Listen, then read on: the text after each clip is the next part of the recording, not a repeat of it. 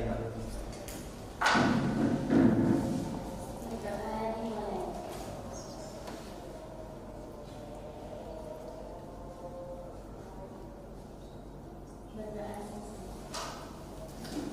Selanjutnya saya coba aksen terlebih dahulu.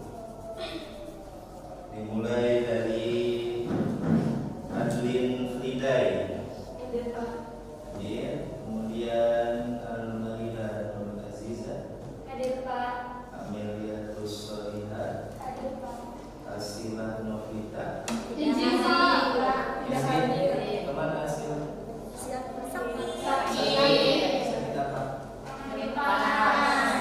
Kita doakan semoga sudah semua. Buat Asila selalu perhatian.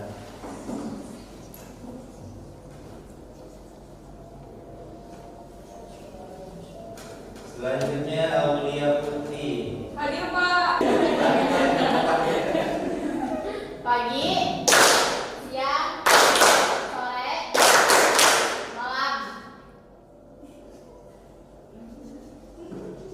Pagi, malam. Masih belum fokus. Coba saya mimpin ya. Berarti ini speaking tempuh waktu ya. Ada pagi, ada siang, ada sore, ada malam. Oke? Ikuti apa-apa saya. Kita belajar fokus supaya mengembalikan kembali semangat kita ya. Pagi, siang, malam. Apa judul kita hari ini? Mengelola emosi dengan sehat. Sebelumnya ada yang tahu apa itu emosi? Emosi itu gimana sih?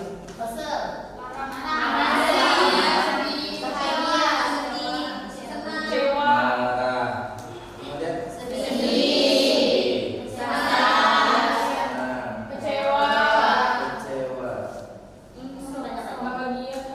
bahagia, patah hati, benci, cinta. Itu semua gambaran daripada emosi. Nah, karena kalian sudah mengenali sedikit tentang emosi, saya coba kepada slide selanjutnya. Macam-macam emosi. Di sini macam-macam emosi terbagi menjadi dua.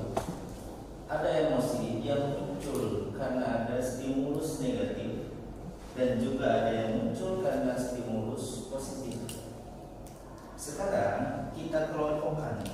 Kira-kira emosi mana yang terbilang sebagai emosi yang negatif dan emosi mana yang terbilang sebagai emosi yang positif? Sudah terbayang di kepala kalian? Kira-kira emosi seperti apa yang bisa dimasukkan pada stimulus negatif? Marah, kecewa, benci, patah hati, kesal. Sekarang kita coba ini untuk diekspresikan. Bisa berekspresi?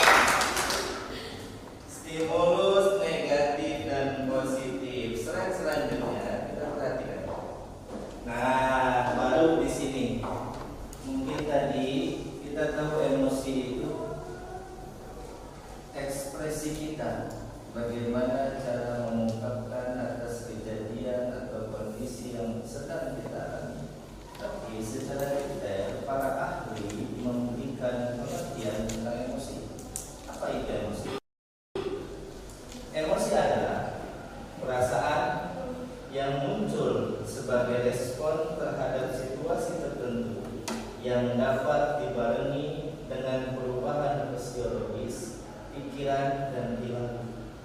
Kadang-kadang kondisi, situasi, bahkan pikiran kita berubah dalam waktu yang singkat, tergantung bagaimana kondisi itu bisa mempengaruhi pikiran kita.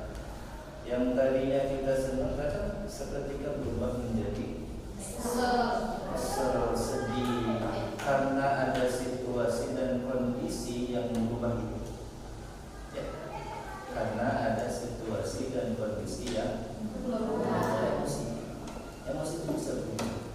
Dan kita sebagai manusia biasa, kadang-kadang saat kita diberi kebahagiaan oleh Allah, bisa jadi akan muncul aura di raut wajah kita, kegembiraan, keceriaan, kemudian kesenangan dan lain sebagainya. Tapi saat dimana kita ditimpa oleh musibah, oleh bencana atau hal-hal yang tidak kita inginkan, bisa jadi emosi kita bisa berubah menjadi negatif.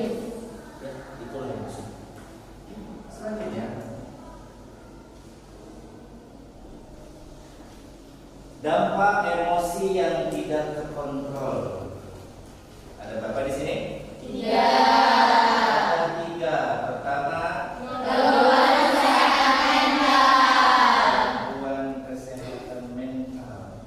Ternyata di antara kita yang memang belum pandai mengelola emosi akan muncul 3 dampak ini. Satu di antaranya gangguan kesehatan mental. Kira-kira tergambar dari otak kalian. Apa itu kesehatan mental? Gila. Sama cuma gila. Orang yang selalu dirumuni oleh masalah bisa kemungkinan mentalnya terganggu. Mental yang terganggu akan muncul satu stres, kemudian tekanan, depresi, gila, bahkan yang lebih ekstrim ini yang muncul dari kesehatan mental itu adalah bunuh diri. Jadi saking banyaknya masalah yang sedang dia terima, yang sedang dia rasakan, bisa jadi berakibat fatal di sana hingga bunuh diri. Kedua, hubungan sosial yang enggan. Orang yang nggak bisa mengelola emosinya, yang gampang marah, yang gampang stres, biasanya sulit menjalin hubungan dengan sesama. Nggak bisa ditolak, ya. Nggak bisa kalau lagi marah, sulit menjalin hubungan dengan sesama. Ketiga, ada gangguan kesehatan fisik. Kira-kira orang yang suka marah, yang depresi, doyan makan nggak? Enggak. Kalau orang udah doyan makan, kira-kira sakit. Nah, ahli di bidang kedokteran ngasih bocoran sama kita. Kalau di antara kita yang gampang depresi, yang gampang stres, yang gampang emosi, biasanya mudah terjangkit penyakit yang dimana penyakit itu bisa menyebabkan kronis.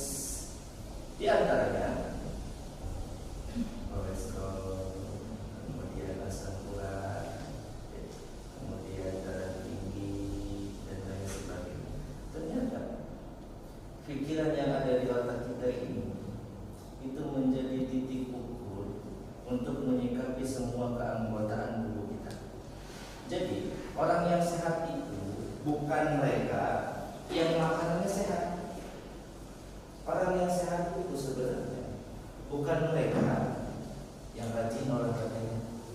Bukan. Justru kesehatan yang utama itu sumbernya dari mereka yang bisa mengelola pikiran mereka sendiri, yang mereka bisa mengelola hati mereka sendiri. Di mana hati dan pikiran mereka selalu tenang, insya Allah fisik pun akan ikut sehat. Ya, mau makan apapun, mau rajin olahraga ataupun tidak olahraga, selama hati dan pikirannya tenang, akan menimbulkan dampak positif bagi fisik. sebaliknya, kalau kita tidak bisa mengelola emosi itu, di nomor 3, dampak emosi yang tidak terkontrol, gangguan kesehatan fisik. Paham sampai sini? Paham. Selanjutnya, strategi mengelola emosi. Apa strategi? Cara. Cara. Selain cara, kiat-kiat, tata cara, ya, siasat. Jadi, mengelola emosi. 1, latihan. Nah, gimana nih biar sadar? Gimana biar tenang hati kita? Berzikir. Masya Allah. Berzikir katanya. Gimana caranya? Menyendiri. Cara yang paling simpel dan ampuh bagi siapapun di antara kita yang emosinya lagi meningkat, tarik nafas. Ya, tarik nafas. Kalau ada di antara kita yang sedang marah, ajarkan dia untuk tarik Nafas. Bisa tarik nafas? Bisa. Masih bisa bernafas ya? Masih. Selain itu, selain tarik nafas, kita belajar salah satu riwayat hadis. Kata Rasulullah, kalau orang sedang marah posisinya berdiri, ajarkan dia duduk. Kalau marahnya lagi duduk, ajarkan dia untuk berbaring.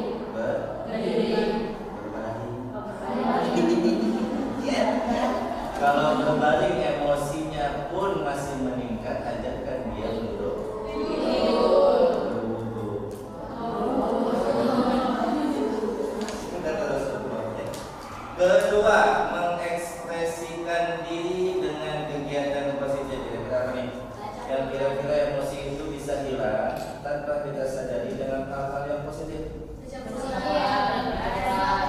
Baca, kemudian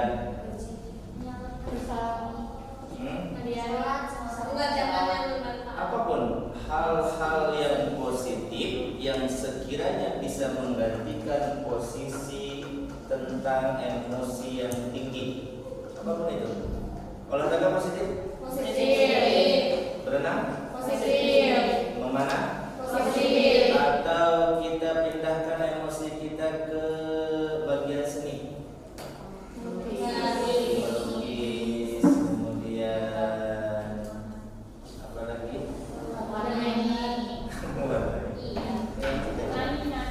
Bernyanyi boleh deh. Atau kita pindahkan untuk meredam emosi kita ke arah yang positif seperti traveling, jalan-jalan, shopping, bisa jadi. Intinya saat emosi yang negatif kita meningkat, arahkan itu kepada hal-hal yang bersifat positif. Ketiga, mengubah pola pikir yang ada. Apa itu? Ada yang bisa dibayangkan? Tidak. Berarti ini sumbernya di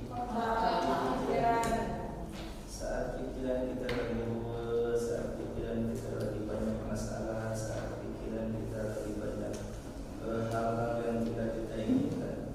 Coba kita ubah perspektif kita, cara pandang kita.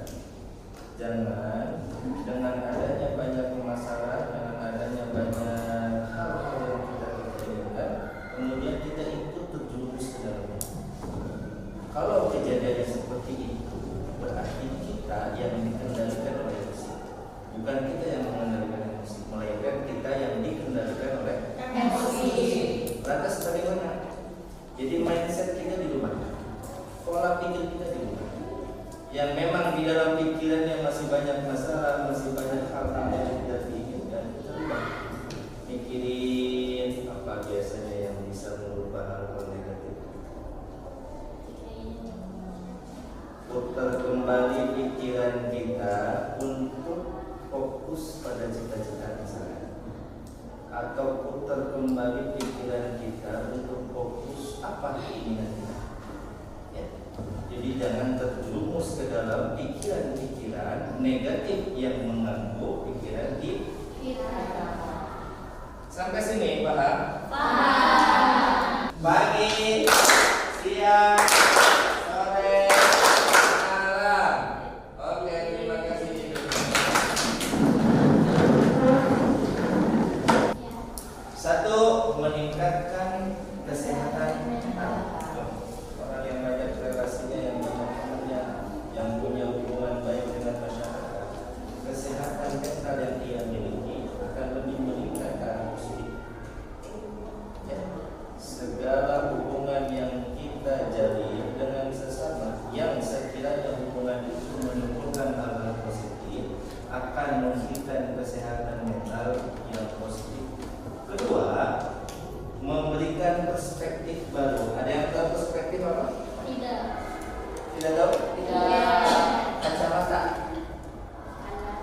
pandangan, perspektif ya, memberikan pandangan baru.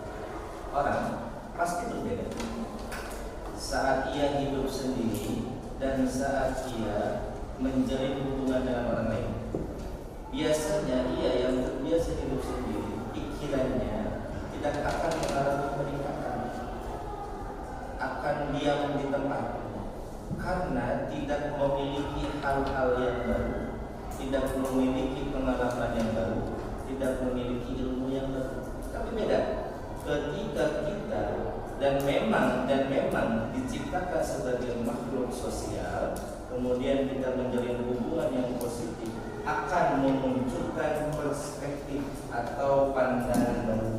Kita bisa menyerap informasi dari kawan kita, bisa menyerap pengalaman lain dari kawan kita, kemudian bisa mengambil ilmu dari orang lain.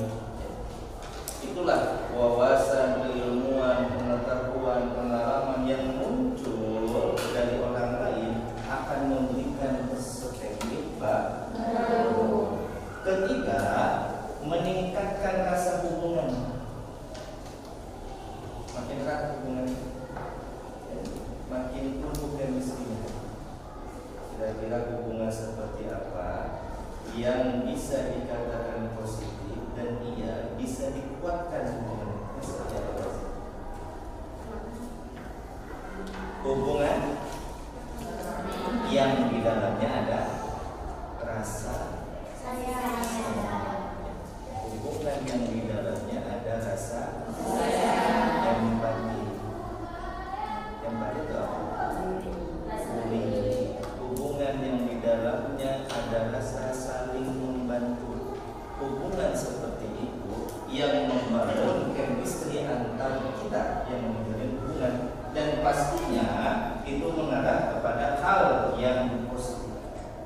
Sampai sini Pak? Paham. Bisa dimengerti? Bisa. Kita lanjut.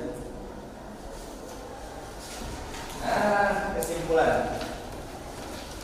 Satu orang bisa berdiri untuk membacakan kesimpulan. Saya tunjuk Silvi, mana Silvi? Oke, berdiri.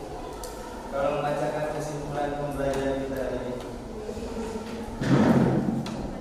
Berada dari situ? Boleh.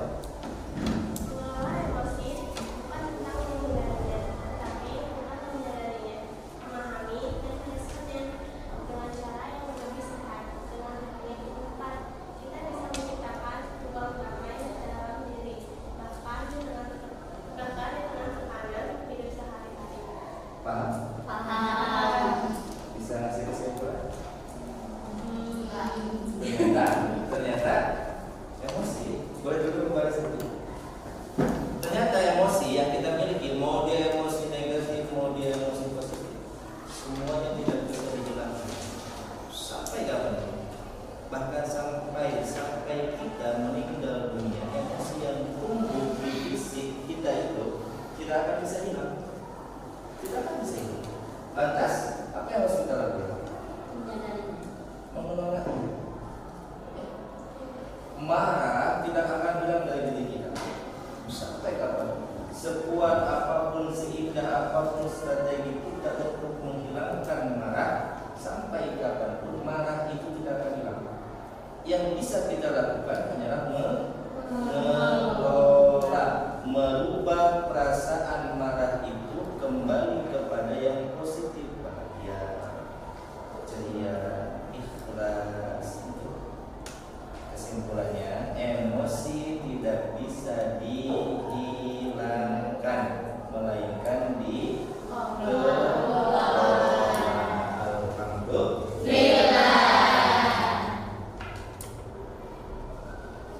Ada pesan untuk kita, untuk saya, untuk kalian.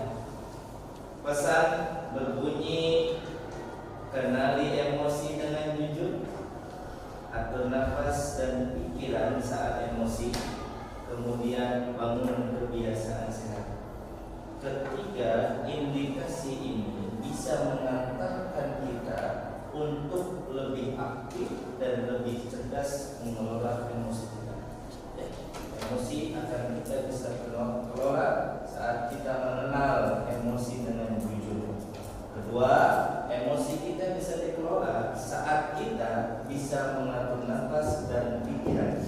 Ketiga, emosi kita bisa dikelola saat dimana kita mampu membangun kebiasaan sehat. Sehat dalam segi makanan, sehat dalam segi fisik, sehat dalam segi pergaulan antar sesama. Ya.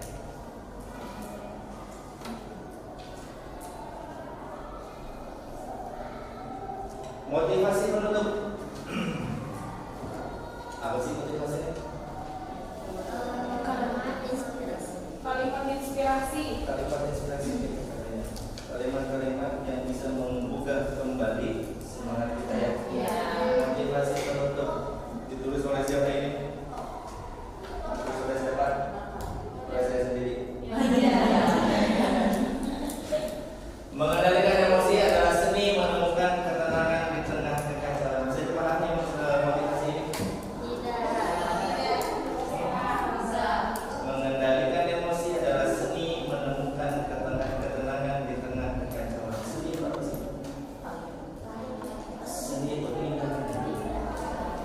Saat emosi kita mampu dikelola oleh diri kita sendiri, akan muncul pemandangan yang indah, akan muncul keindahan. Marah itu pemandangan yang tidak indah. Bosan itu pemandangan yang tidak indah. Kecewa itu pemandangan yang tidak indah. Tapi saat semua rasa itu bisa kita kelola, akan berubah menjadi seni. Yang dimana seni ini menggambarkan pada keindahan. Setiap keindahan akan muncul. Kalau lagi jalan-jalan ke gunung, misalkan indah kan? Bisa di gunung mendapati keindahan, pikiran hati kira-kira tenang apa? Itulah kenapa saya bilang di mana kita bisa mengelola emosi kita, maka kita seperti orang yang melakukan aktivitas seni, kemudian memunculkan keindahan, di mana keindahan itu bermuara pada ketenangan. Sedikit animasi, cuplikan short video, kalian bisa tonton, kemudian kalian cermati. Nanti setelah dicermati, kalian bisa diskusikan dengan kelompoknya masing-masing. Nanti ada satu perwakilan di antara kelompok berdiri, kemudian merefleksikan kira-kira hasil tontonannya bagaimana. Bisa dimengerti? Bisa. Video ini berdurasi kurang lebih 7 menit. Kalian bisa telah.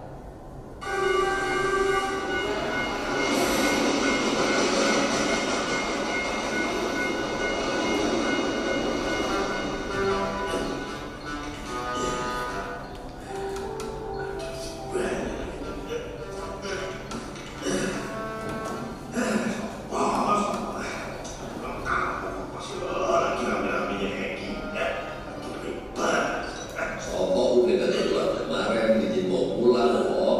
Katanya kangen sama si Bo. Lagian ente kalau kerja kangen sama kayak marah-marah kok. Siapa yang marah-marah toh kan? Kalau segini duanya aja yang gak ada yang bantu. Satu pulang kampung orang dua.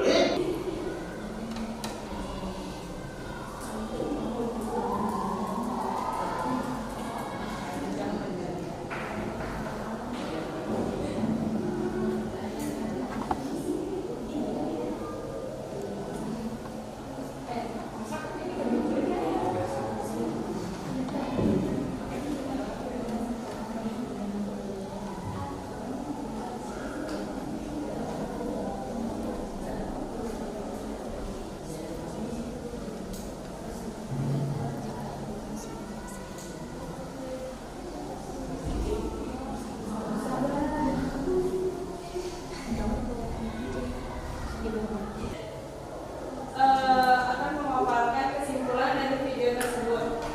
Kita harus banyak belajar menahan emosi dengan cara menarik nafas dan menghilangkan hal-hal negatif dalam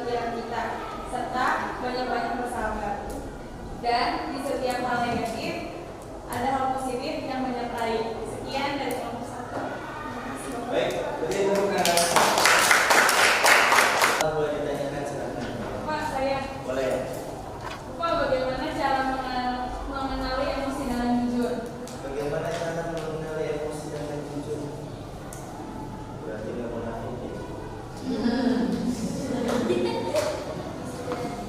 Tidak menutupi perasaan yang sedang dia rasakan sekarang, itu kejujuran.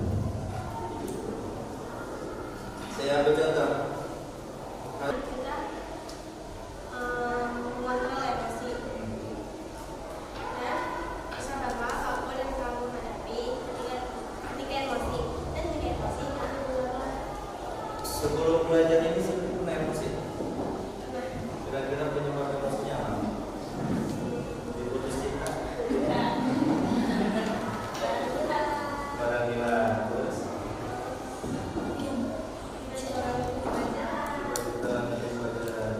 pernah nggak kepikiran buat Silvi gimana supaya emosi ini bisa hilang? mengubah mindset. Mengubah mindset. Ini perspektif setelah belajar hari ini atau memang sebelumnya pernah melakukan itu? Setelah hari ini Setelah hari ini sebelumnya ngapain? Kira-kira kalau lagi marah gitu, begitu hilang sesuatu. minggu sebelumnya Nangis, direfleksikan dengan cara nangis. Oke baik, tepuk tangan Pak Cindy.